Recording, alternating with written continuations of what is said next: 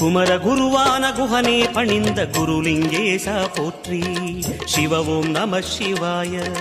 இமயமலை மீது வாசம் புரியும் அமரோர் அரசே போற்றி. ஹர ஓம் நம சிவாய. மண்ணும் நம சிவாயம், மரமும் நம சிவாயம், விண்ணும் நம சிவாயம், விளைவும் நம சிவாயம். மணிமயமாகிய மந்திர மலையில் சுந்தரமானாய் போற்றி. சிவ ஓம் நம சிவாய. அணியாபரணம் பல வகை சூடும் அருணாச்சலனே போற்றி. ஹர ஓம் நம சிவாய.